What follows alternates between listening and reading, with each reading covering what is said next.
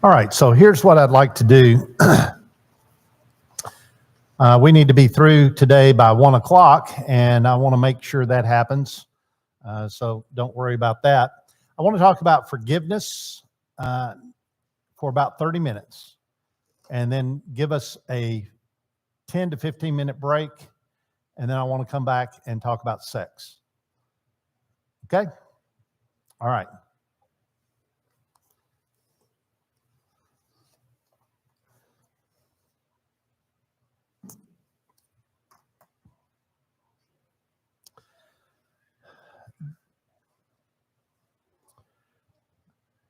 When they came into my office, it was pretty obvious that they were angry, both of them. It didn't take me long to find out the depth, at least partially, of their anger. They held nothing back.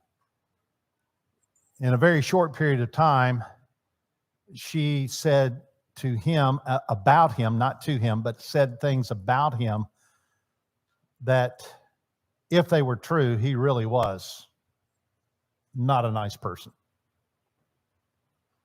Conversely, he said things about her that I thought, if this is true, she's really not a nice person.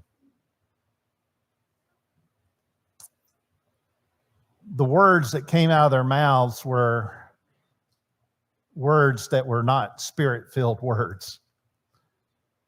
I've had clients curse in session. That's just kind of goes with the process.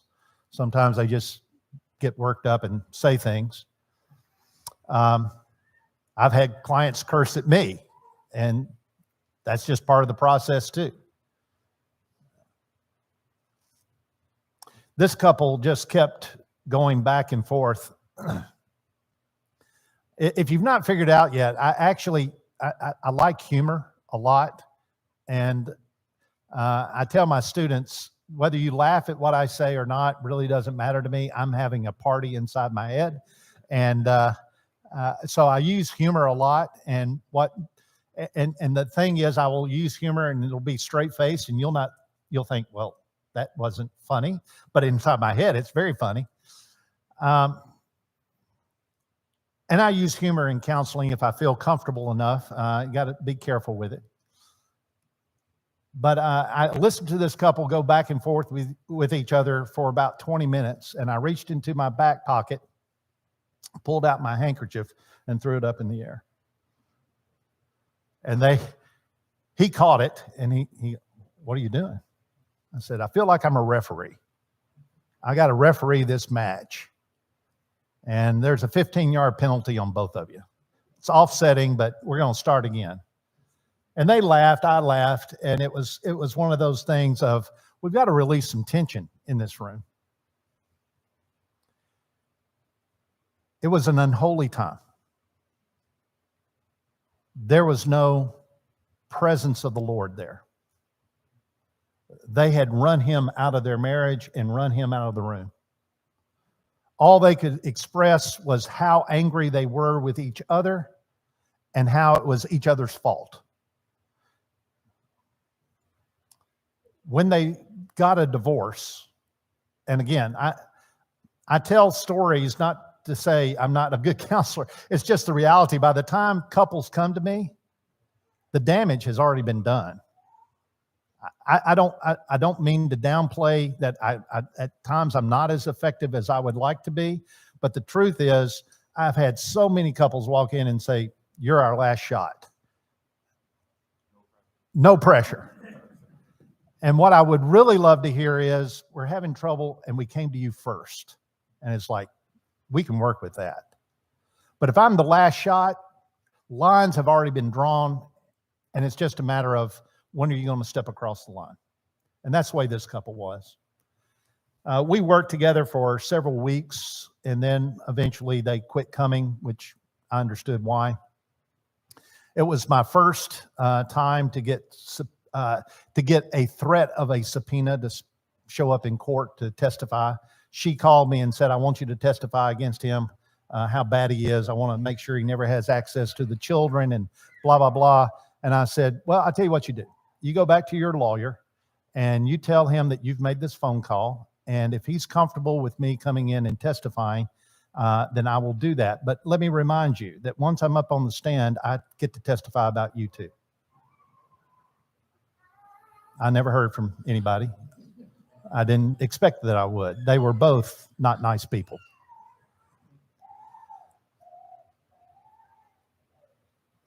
But what I have heard, not only from this couple, but from so many others, is this.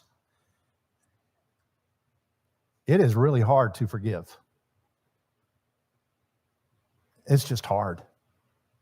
It's complicated, complex.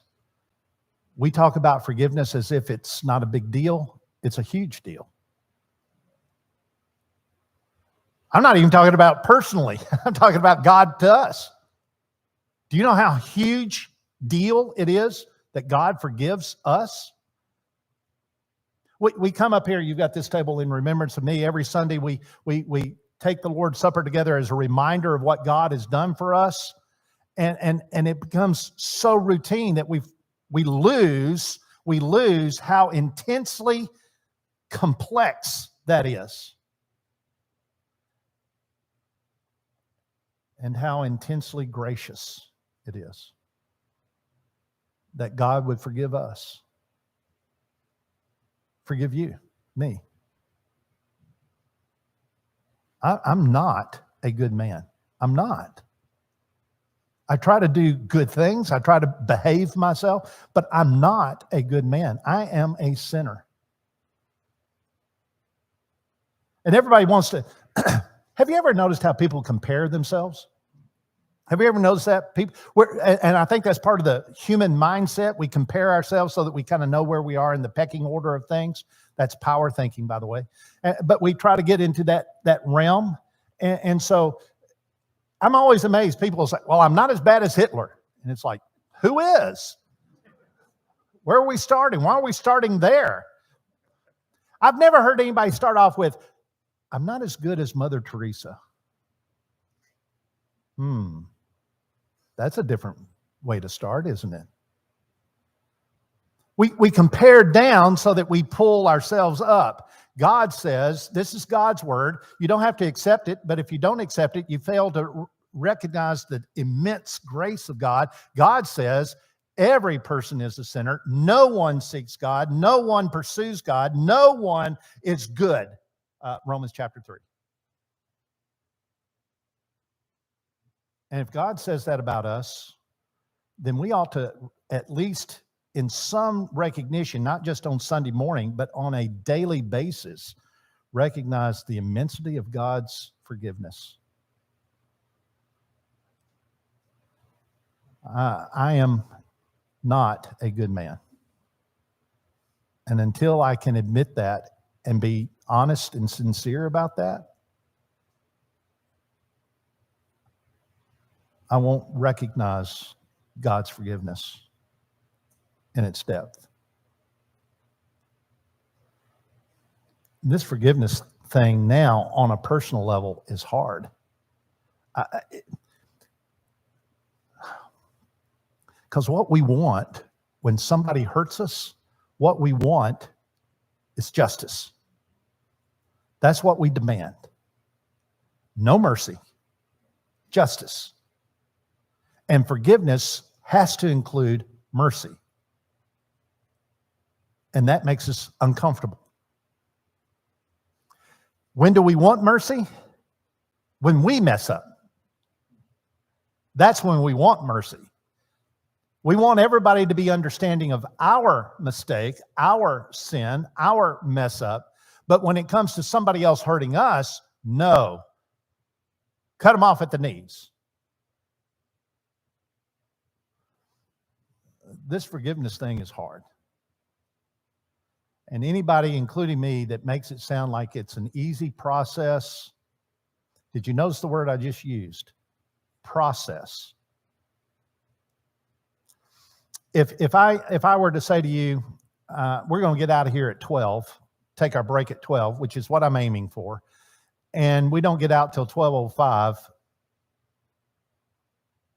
you're probably apt to overlook that. You'll probably say, well, what he was saying needed to be completed. We're good. 5 more minutes. It's not a big deal. But if I said to you, I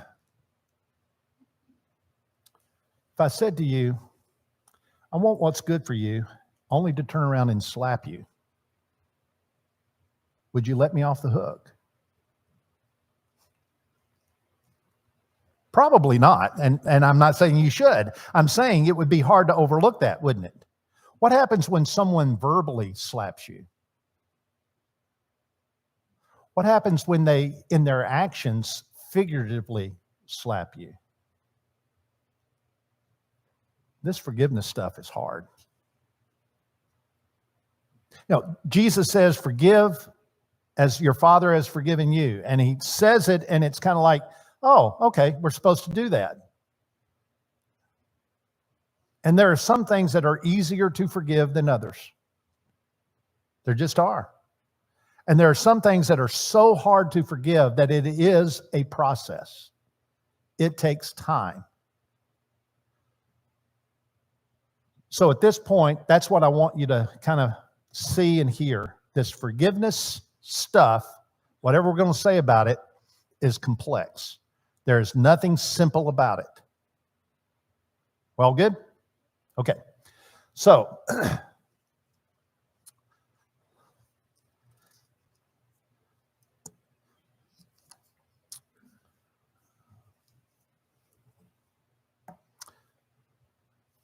there was this fella who loved dogs. And he loved them so much that he had joined the SPCA. You familiar with that? Society for the Prevention of Cruelty to Animals? And he was well known as a speaker for SPCA. He would go to all these civic clubs and that kind of thing to talk about animals. One day he decided that he would pour concrete for a sidewalk leading from his house to the sidewalk out in front of his house. And he poured the concrete, and as he's kind of troweling the last bit of that concrete, a dog walks across the concrete. He's pretty upset by that, but you know, it's kind of like dog doesn't know concrete from whatever, and so he trowels that out, and about the time he gets that troweled out, same dog walks back through the concrete. At this point, he says, okay, I've got to do something. So he goes inside, comes back, he puts up this twine to put kind of a fence around the sidewalk, trowels everything out, and just as soon as he gets the line put up and everything satisfied, the dog comes through and he jumps over the twine and lands right into the middle and just sits. So the man goes inside, gets his gun, comes outside, shoots the dog. His neighbor comes running out and says, what are you doing? I thought you loved dogs. He said, I do in the abstract, not in the concrete. So I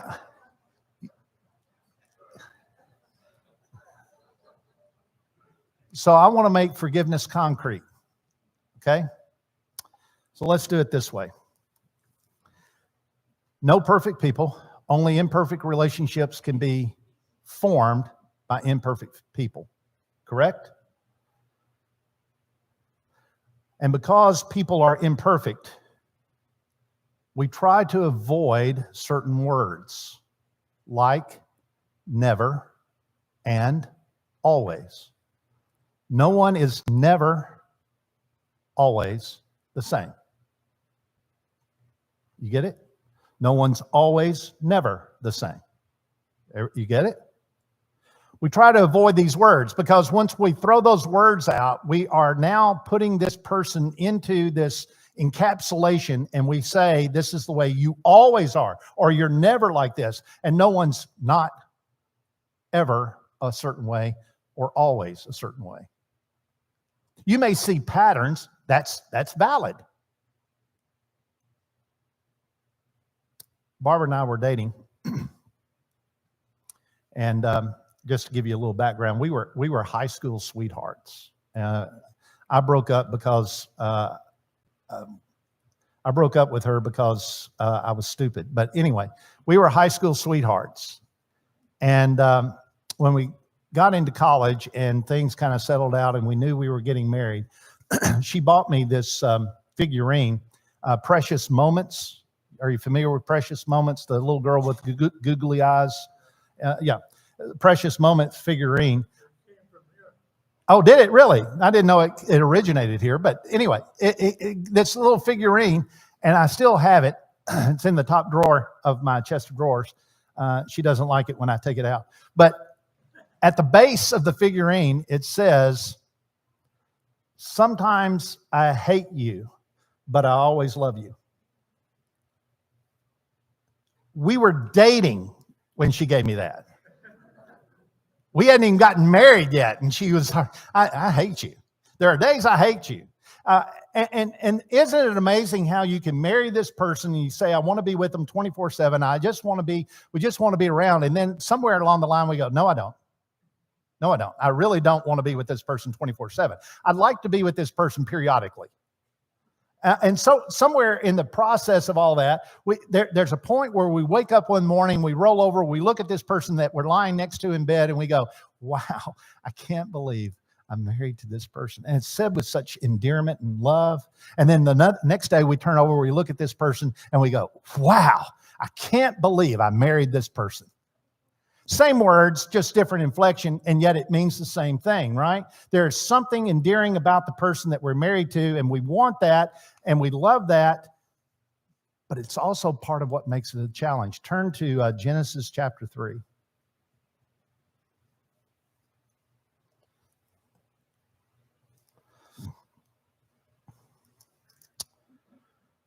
Serpent approaches Eve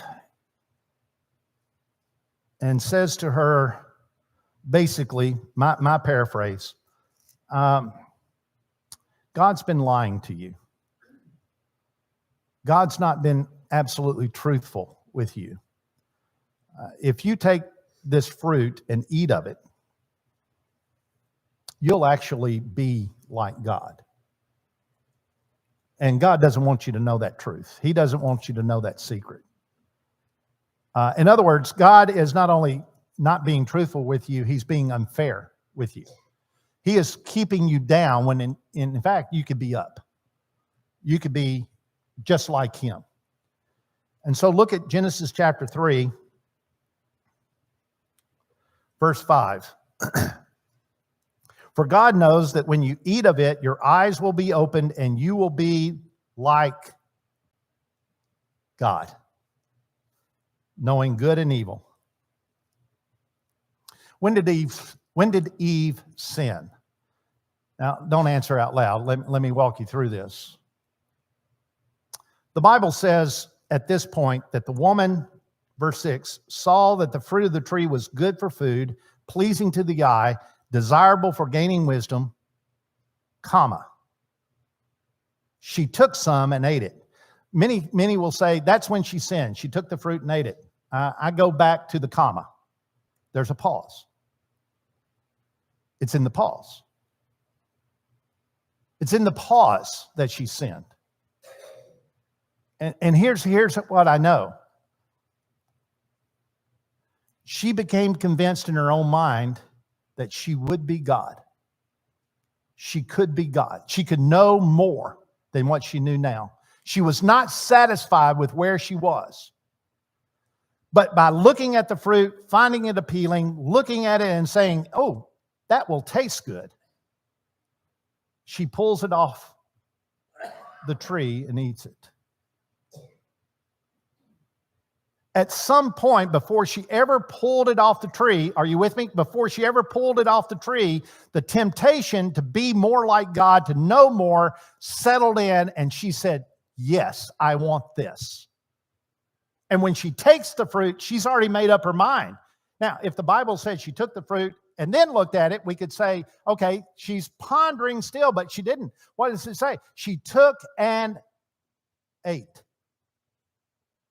She'd already made up her mind before she pulled it off the tree. The temptation to look at the fruit, to observe it, to think about it, that is temptation. That wasn't the sin. The sin occurred in the pause. When she made up her mind, I'm taking it. I'm taking it. And you say, well, how does this work with forgiveness? Because we're all just like her. We all want to be God. We all want to be in charge. We all want to be first. We all want more. This is the temptation for humanity. It's the temptation for every human being that has lived, will live, and is living. It is the same temptation that has generated across the centuries. You can be God. There's another way. It's through power. And so she takes the fruit, convinced that she can be more, that she can be like God. That's where we all are. So whenever your spouse sins against you, their sin comes out of the temptation that they can be God. And at that moment of their sin, whether it's words or deeds, at that moment of their sin, the temptation, even though unprocessed by them, even though unthought by them, is, I want to be in control. I want to be in charge. I want to be more than you. It is the thinking of power. It is not the thinking of service. We good? Nothing has changed since the creation of the world. Toxic masculinity, we talked about this last night, is about men who think they have to be in charge rather than demonstrating through service what it means to be a leader. And in the same way, women desiring more sin against their husbands in various ways. And the question then becomes, how do we deal with all that? Well, we talk about forgiveness. And forgiveness is absolutely vital. Turn to John chapter 8.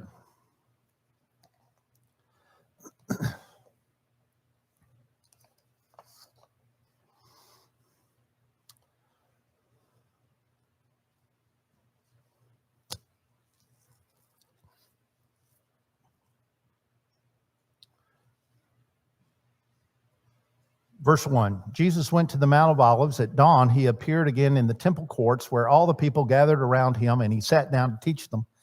The teachers of the law and the Pharisees brought in a woman caught in adultery. Brought in. That word has two different meanings. One is passive. The other is active. In this case, it is active. And it's used most often inside and outside of Scripture to describe an animal that is led to slaughter. An animal that doesn't want. We used to have a dog that knew she was going to the vet. And she did not want to go. And we had to bring her to the vet. Physically pick her up. Good thing she only weighed 9 pounds. But, I said if I was ever going to have a dog, I'd have a man's dog. I gave that up. But anyway, my kids loved her, and that was wonderful. Did I love her?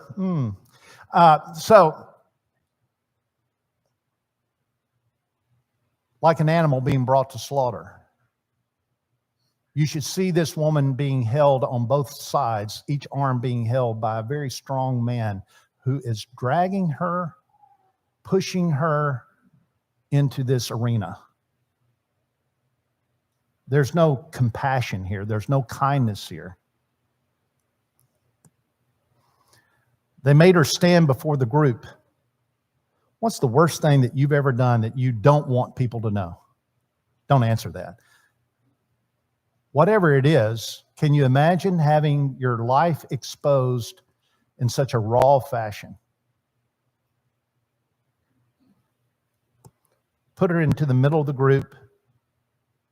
This woman was caught in the act of adultery. How do you do that? How do you catch somebody in the act? You got to plan it, don't you? Come on. You got to plan it. There's no other way to do that. Where's the man? He's not here. My speculation is he's part of the setup. Entice this woman, bring her in, and then they're behind the curtains. And they go, gotcha. Caught her in the very act. In the law of Moses, he commanded us to stone such women. Such women. Objectifier. No personality. Adulterous woman. No compassion. No mercy. We want justice. What do you say? They were using this question as a trap in order to have a basis for accusing him. I'm so grateful John added that so that we can know their hearts. But Jesus bent down and started to write on the ground with his finger. When they kept on questioning him, he straightened up and said to them, if any one of you is without sin, let him be the first to throw a stone at her. Now, what Jesus does, some say he turns the tables. I don't see it as he turns the tables. I see it as, okay, you want to have a trial? I'll be part of the trial. I'll engage. I'll do this by your rules. But your rules require that witnesses be verifiably accurate with their story. And so my first question to you as a star witness for the prosecution is, what part of your life would you like to have exposed? If you don't have anything that you're afraid would be exposed, then you should pick up a stone and throw it at her. That's the only fair way to do this. If you're looking for justice, then justice has to begin with the person who throws the stone. They have to be just. People want to sometimes talk about, what did Jesus write on the ground? That's great speculation. I don't know. I'd love to know what he was writing on the ground. But whatever he wrote on the ground, some say, well, he wrote words that would convict the people. I think they're already being convicted. I think whatever he's doing, he's giving them time to process, giving them time to think through some things. And so they come to their senses at some point. Verse 9, at this, those who heard began to go away one at a time, the older ones first. Isn't that great? The older ones first.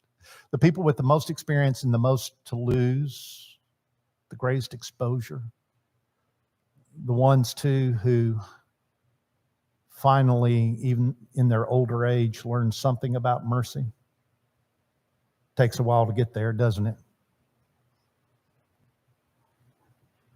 One by one, they all leave. Woman still standing there. Jesus straightened up and asked her, where are they? Aren't you condemned? No one has condemned me. Then neither do I. Go and leave your life of sin. Now, notice Jesus doesn't say everything's okay. He tells her to straighten up. You see that? He tells her to straighten up. Stop that. Stop this adultery stuff. He doesn't say, you don't have to change. This is all about mercy. That's not what he says. So real quick, here's how this forgiveness thing works. Number one, just like the older people, you have to admit your own sin. You can't start the role of forgiveness without knowing the depth of your own sin. That's the reason I spent a little bit of time just talking about, if you recognize how much God has forgiven you, then the sin process can begin. If you can't recognize what God has already done for you, how much you have already been forgiven, it's going to be really hard for you to forgive your spouse when they hurt you. And they will hurt you. Spouses just do that. Sometimes it's unintentional. Sometimes it's blatantly obvious. They're punching the right button. And they know it. You know it. And it hurts. But it doesn't matter whether it's intentional or unintentional. The truth is, in order for forgiveness to begin, you have to recognize how much you've been forgiven. Sometimes that means you have to withdraw. You have to withdraw and go to your quiet place where you can you and God can meet up again and reaffirm His graciousness and His forgiveness and His mercy, so that you can reaffirm that, so that you can come back into the process. Number two, in order for the process of forgiveness to occur, not only do you have to remember what God has done for you, but number two, you have to remember all the times that you hurt your spouse. Go ahead, write them down, think about them. You can't remember them all. So we're not even at the point of where you say to your spouse, I forgive you. We're all about you right now. Forgiveness process begins with you, recognizing what God has done, and then number two, recognizing how much you've hurt your spouse. Isn't that what Jesus did? You want to throw stones? Justify. Talk about your own sin first. How perfect are you? If God has forgiven you, then you know you're not perfect. If you can't remember all the times that you've hurt your spouse, chances are it's because your spouse has forgiven you. But that's where it's got to start. Remember what you've done with God, what God's done with you, and then how have you hurt your spouse? Number three, this forgiveness process continues. You ready? When you talk to your spouse. You got to tell them what they did, what they said, what hurt you. This is the hard part. This is communication. 20 seconds of intense courage, insane courage. We're gonna talk to our spouse and tell them what they did. This is what you said. This is what you did. This is how it hurt me. This is why it makes a difference to me. What are you doing? You're opening yourself up to being hurt more, yes, but you're also opening yourself up to healing with your spouse. If you're both filled with the Spirit, then when you have that conversation, your Spirit-filled spouse will want to hear that. They won't like it. They will defend themselves. They will disagree. They will offer an alternative view. All of that's important, but it can't happen. The forgiveness part can't happen without a conversation. Maybe multiple. You've got to tell your spouse what they did wrong. I don't know about you. I know I have hurt Barbara at times unintentionally and unknown to me. There was there was nothing within me that had the motivation to hurt her. But I know I have said things that hurt her because she told me, oh, that stung. Oh, that was my poor humor at work, or that was whatever. There was no intent to push a button. But until she told me, I can't know to turn around and look at her and say, I'm sorry, I messed up. We can have a conversation about that. But it starts with you having the conversation with your spouse. Number four, what God's done for you, how you've hurt your spouse. You've got to have a conversation. Number four, throughout this whole process, it's not like a fourth step, but throughout this whole process, you need to be planning for a better future. And that's got to be done together. I call it the covenant of grace. Once you start talking to your spouse about how they've hurt you, whether it's words or deeds, how they've hurt you, then together you make a covenant of grace. And that covenant of grace is not a chance where you bring up your spouse's past. You know how you hurt me before? Oh, couples come in and they talk about that. You know, he hurt me before and now he's hurt me again. And it's kind of like, oh, okay, so you didn't forgive him the first time. Well, yeah, I'd forgive him. Then why are you bringing it up? Because every time you bring up the past, it's a clear message, I didn't forgive. So the covenant of grace is this: I will not bring up the past. I will not bring up the past. I will focus on the present and doing together what we can to make our marriage better. And I will give grace as my spouse gives grace to me. Easy words, hard to implement. Number 5. in order for this forgiveness to take place, there has to be a lot of prayer. A lot of prayer. I certainly believe in couples praying together, but I also understand sometimes the hurt is so deep, you got to go to your own prayer closet and do your own praying separately. I get that. I get both ways. But at some point, you come back together to pray. At some point, you come back together with this covenant of grace attached, saying, we're going to work in this direction. Number 6, serve your spouse. Whatever way that is, serve your spouse. It's a process. It's a process. So by the time you get to number 6, there's this idea, oh, I'm going to feel better. No, you won't. Let me just burst that bubble. You won't feel better. It's a process.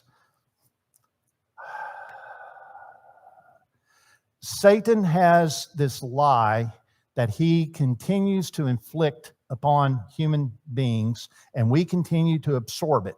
And the lie is this: your emotions determine reality. They do not. Emotions are good. Emotions are fickle. And if it's all about how you feel, then you will constantly be saying, I'm not sure I've ever forgiven. Serving your spouse is the sign that you're moving in the forgiveness. Eventually, I tell my clients this, the last thing that ever changes are the emotions. It's the last thing that changes. Well, if I felt better, you won't feel better. You're not. Just do what you know you need to do to serve your spouse. You're moving in this covenant of grace in a different direction. We're not God. We cannot forgive and forget. We're not God. And we keep acting like we're going to be God. We can forget this. No. If the pain is too deep, you don't forget it. But somehow in serving your spouse, you move forward. Rather than staying in the past, staying in the feeling, you move forward with the action that says, I'm going to serve my spouse. Number 7 is repeat steps 5 and 6, 5 and 6, repeat 5 and 6, repeat 5 and 6, repeat 5 and 6, repeat 5 and 6. What are we going to do in step 7? Repeat 5 and 6. You keep doing that until you can let it go. Until you can let it go. Last time, it's a process. This idea, I can forgive today and everything will be fine tomorrow, is Satan's lie. It will take time. It will take time for forgiveness to really root itself into your relationship.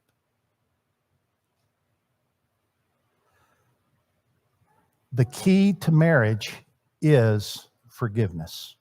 It is not communication. It's not good sex. It's not love. It's not all the things that this world tells us it is. The key to marriage is forgiveness, because imperfect people only create imperfect relationships, and everybody needs forgiveness more than once. And over and over and over again, you have to forgive. You have to figure out a way to do that. Otherwise, the marriage may stay together, but it won't be something you're proud of. I am not into poetry. I don't know who the author is.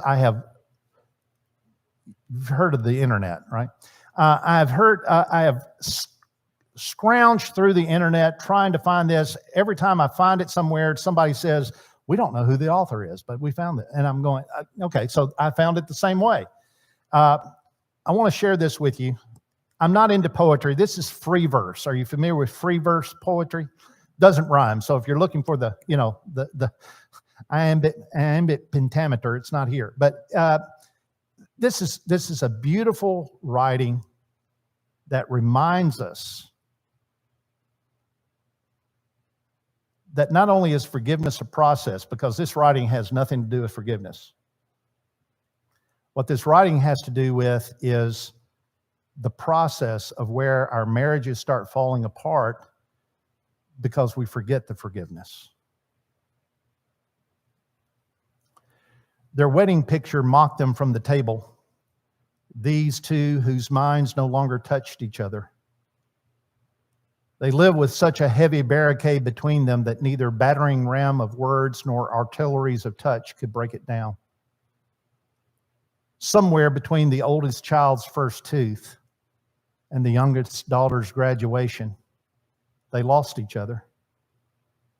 Throughout the years, each slowly unraveled that tangled ball of string called self, and as they tugged at stubborn knots, each hid his searching from the other.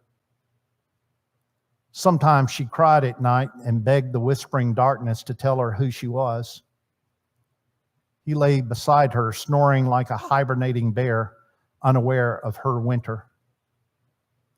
Once, after they had made love, he wanted to tell her how afraid he was of dying, but fearing to show his naked soul, he spoke instead of the beauty of her body.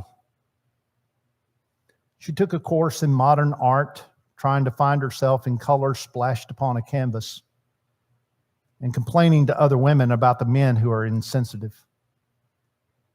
He climbed into a tomb called the office, wrapped his mind in a shroud of paper figures, and buried himself in customers.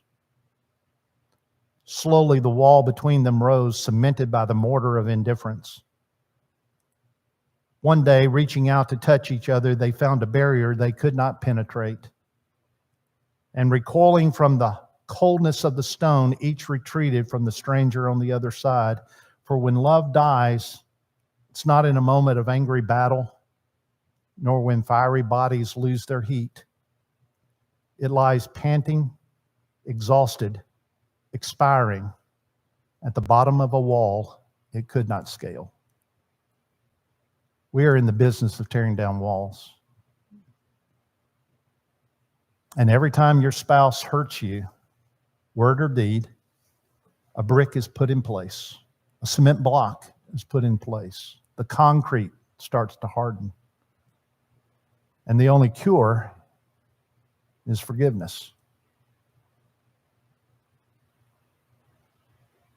If you've ever tried to take down a wall, you can take a sledgehammer to it and exert great strength, and eventually it comes down. But if you want to preserve the bricks or the concrete blocks, you have to chisel out the mortar.